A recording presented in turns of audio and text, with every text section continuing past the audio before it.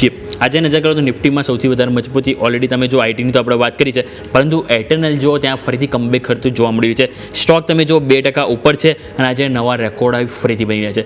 ₹319.80 નવા રેકોર્ડ આવી એરટેલ એટલે કે ઝોમેટો તરીકે જે જાણીતી હતી કંપની, એમાં આપણને બનતા જોવા મળી રહ્યા છે. શું રણનીતિ અપનાવીશું ઝોમેટો માટે, અને સાથે સાથે એક વખત સ્વિગીની પણ વાત કરી લઈએ કે એમાં પણ લાગે છે કે અહીંયાથી ફાઇનલી જે ઝોમેટો જે સવારી કરી રહ્યું છે એની સાથે સાથે આપણને સ્વિગીમાં પણ અપસાઇડ જોવા મળે. સર, ઘણા ઇન્ટરેસ્ટિંગ કાઉન્ટર બંને તમે પોઈન્ટ આઉટ કર્યા છે. ફર્સ્ટ ઓફ ઓલ સ્વિગીની વાત કરીએ.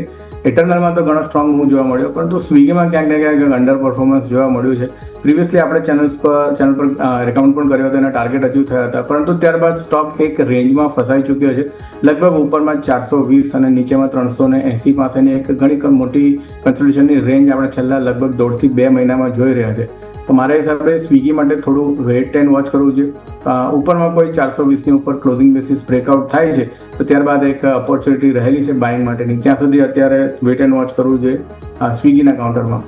પરંતુ સામે તમે કહ્યું એ પ્રમાણે એટર્નલની અંદર ઘણું સ્ટ્રોંગ મોમેન્ટમ જોવા મળ્યું છે. નફો પણ જે ક્વાર્ટરલી ત્રિમાસિક નફો પણ ઘણો સ્ટ્રોંગ જોવા મળી રહ્યો છે.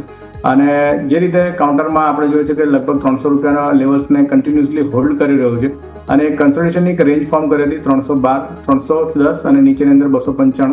એ રેન્જનો પણ એણે બ્રેકઆઉટ કર્યો છે. તો મને એવું લાગી રહ્યું છે કે શોર્ટ ટર્મની અંદર એટર્નલની અંદર આપણને એક અપસાઇડ મોમેન્ટમ જોવા મળે. 335ના લેવલ્સ એક લક્ષ્યાંક તરીકે રાખી શકીએ છીએ શોર્ટથી મીડિયમ ટર્મ માટે. નવી પોઝિશન એડ કરી શકાય છે. નીચેમાં કોઈ ઘટાડો આવે છે 312 સુધી, ત્યાં પણ નવી પોઝિશન એડ કરાય અને નીચેમાં સ્ટોપ લોસ ₹300 મેન્ટેન રાખવો જોઈએ. ઓકે, સો વ્યૂ આ પ્રમાણે અહીંયાથી ખાસ બની રહ્યું છે, નજર રાખીશું.